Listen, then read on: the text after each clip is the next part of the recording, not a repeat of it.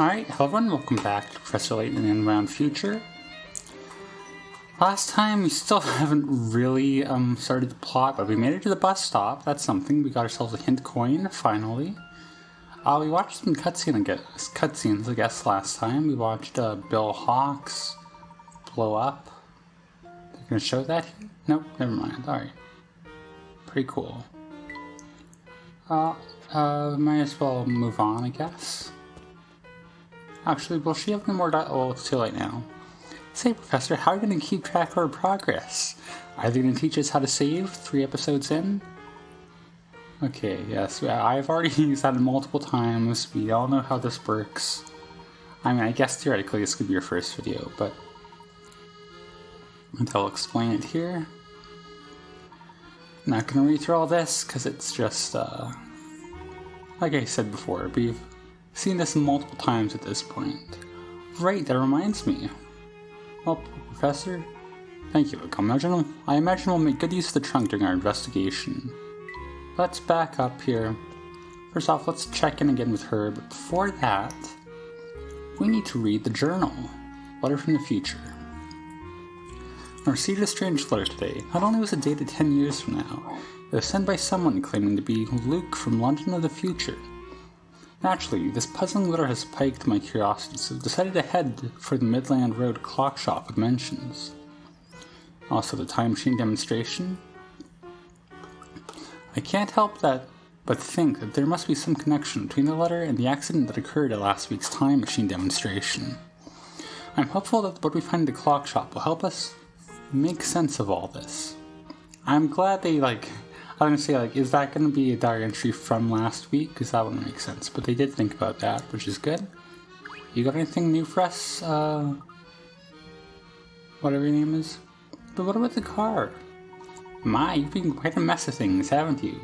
Now why'd you go do a thing like that, boy? Florence. You were the one who told me to tap it. Oh, did I now? I certainly don't recall doing anything of the sort. Cool. Alright. We go to this alley where there is some guy. Oh, that door or something. None of the businesses around here seem to be open. Yes, many of them look like they open in the evening. I've never heard of that being a thing, but anyways, let's talk to this guy, Vito. You're looking for a clock shop, you see? I can't say I know of one around here. I thought we solved the map. I thought we knew the way there.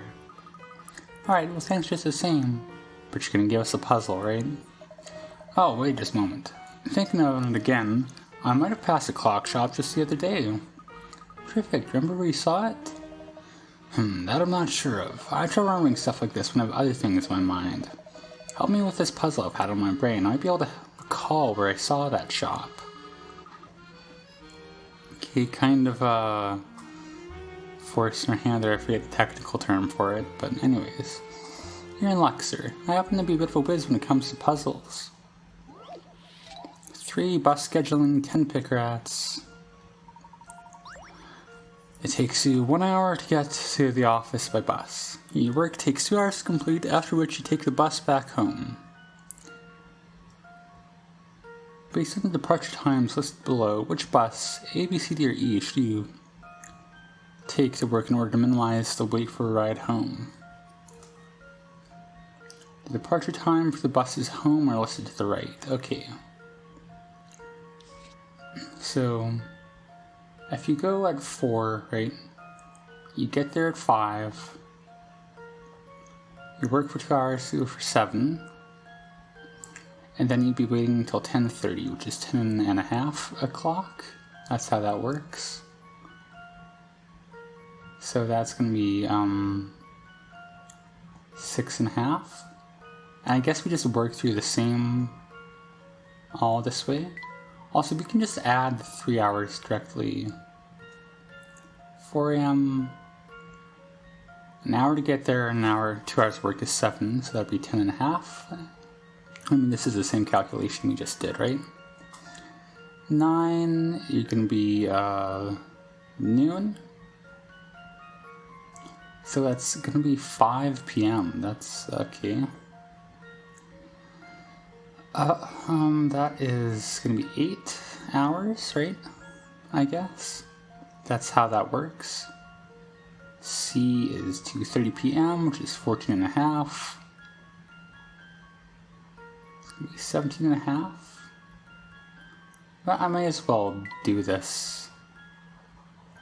Like, I don't really need to be doing this in 24-hour format. I think I'm just making it harder for myself. Once you don't have to deal with like AM PM crossover. I'm guessing it's gonna be the last one. It's gonna like trick you with like the day rolling over, but 2:30. You can be done at 5:30, which means you gotta get one at 8. 5.5 hours for that, right?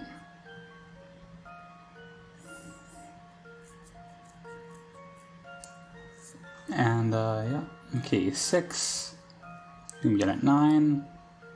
Just gotta get one at 12, which is gonna be a nice 6 hours.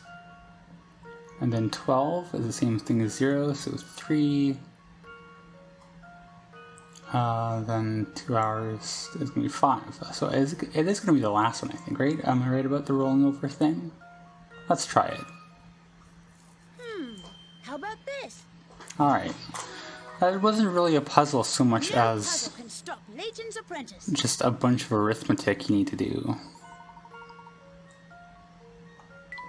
But, there you go.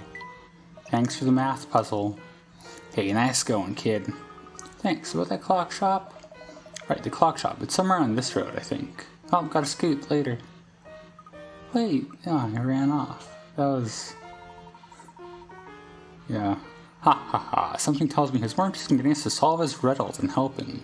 Not to worry, though. I'm sure we can find the clock shop on our own. It's probably just a bit farther down this path. Anything else? Oh, it seems to be in this corner shop right now. Alright, well, I mean, that's how this game is.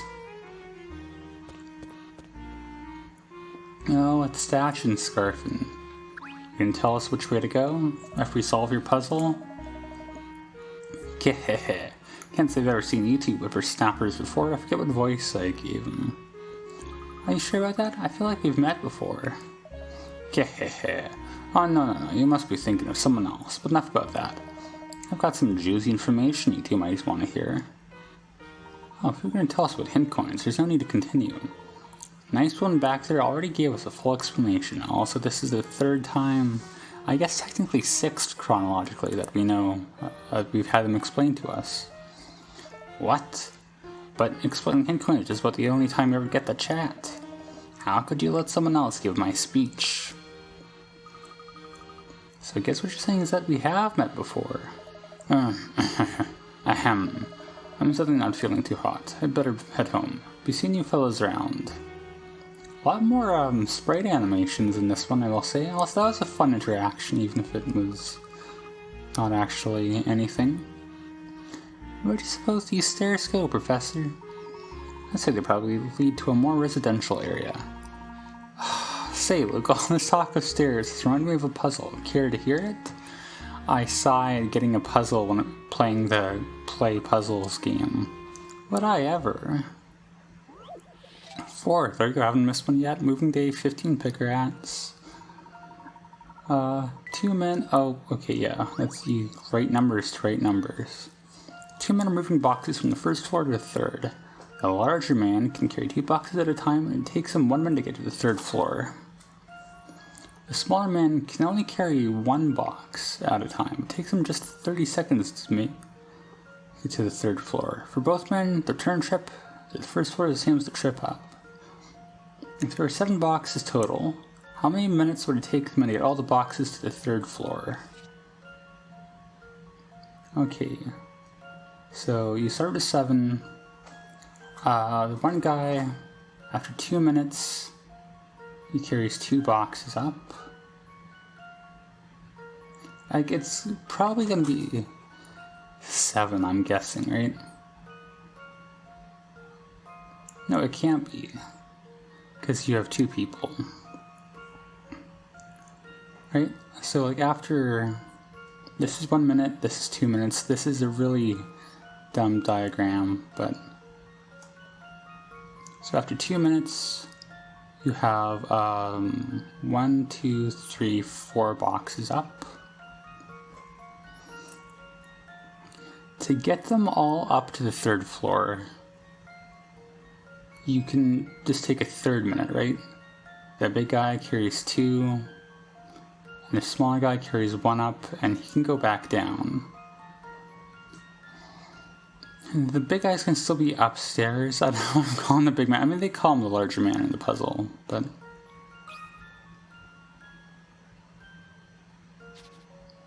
Now I gotta learn how to deal with this, but that's gotta be right? How about this? It doesn't say they have to be in the ground floor at the end. No puzzle can stop Layton's apprentice. That is when the boxes are up.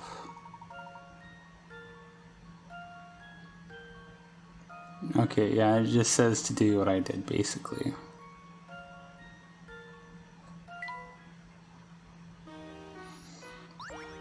They draw the diagram I did, but nicer. Exemplary thinking, Luke. Now let's get back to work. Which, in my case, is tapping everything on screen for hint coins. Watch your step now. Looks slippery there. I like all the little flavor text. What did Luke say? What did I tap on? I don't... Oh, yes, the clock shop's that way. I don't think that's the way to the clock shop, Professor. How does he know it's the left path? Oh, well, that's how. Okay. Don't touch that. You'll get your hands all dirty. Thanks, Layton. Oh, it's the meme text. It's, you know, we've all seen this. This entire area is quite dank. Remember dank memes? Remember that was a whole thing that was super funny and definitely everyone loved? This must be the place, Professor. Ah, finally. I'll get the door. No, you won't, kid. I don't know why I'm being so aggressive, huh? It seems to be a matter, Luke. The door's locked. Now how are we supposed to get in? Let me have a look. Oh, of course. It seems to me to solve a puzzle in this store to gain entrance. That sounds like it would be bad for business, but what do I know? 5 the timepiece, 20 picker rats. This is going to be our final puzzle for the day, probably. You've arrived at the clock shop. It doesn't seem to be a way to open the door. Rail keeps the doorknob. A voice from the inside calls out, press the panel with the timepiece. Which panel do you press? Remember, you can only press one. I actually don't know what is going on here. And this doesn't seem like a puzzle you can really, this isn't like a logic puzzle. It's a lateral thinking. Like,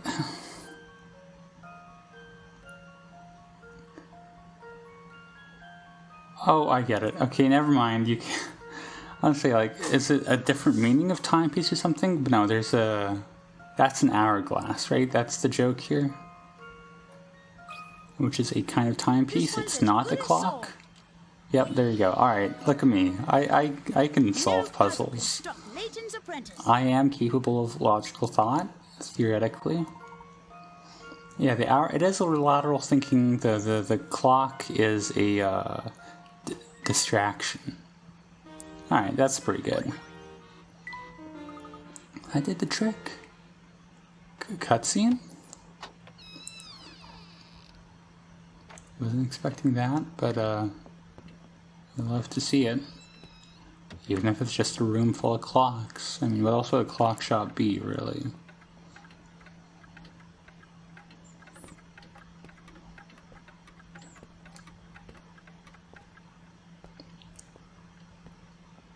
Very good Foley work, I will say. That's something I don't talk about often. Oh, that's cool. You look like a Muppet. Huh? Look, over there! What's this? Luke, don't just shout. Yeah, it's the clock from the time machine. Isn't that fun? Oh, gracious, customers. You haven't had any of those in ages. Maybe it's because there's a puzzle blocking the door. Welcome. Good day to you, madame. I'll excuse us, but we're not actually here to shop. You see, I received a letter the other day pointing me here. Tee-hee-hoo. A letter, you say? Let me have a look at it, dearie. Yes, there's no mistake here. Whoever sent you this wanted you to visit our little shop. What, you mean like the part where they said go to the shop? They wanted us to go to the shop? So you don't know the person that sent out this letter. Unfortunately, I can't say I do, but I know who you are, Professor Layton. Oh really, and how do you know the professor? I thought I was supposed to be famous. Tee-hee-hoo. That's a cool thing I get to say all the time. Well, it's hard not to know a man who's in the paper so often. I do love my morning paper. I read it front to back every day. So of course I know the professor. Yeah, did you hear that, Professor? Further proof you're famous throughout all of London. Even all the way out here. Hey now, what do you mean all the way out here? Just because you don't fancy living in sardine tin flats doesn't mean you're not centrally located. Still, it is quite a surprise to see the famous Professor Layton in the flesh. I'm gonna need some proof before I believe you're not just some celebrity impersonator. Okay, well I guess we're keeping on going then. Number 6, needling needles, 15 picker-rats. Oh god. It's so dark in the shop that I'm having trouble seeing these tiny needles and thread. Can you help me out of this jam, dearie? There are 2 threads, A and B. How many needles eyes does thread A pass through?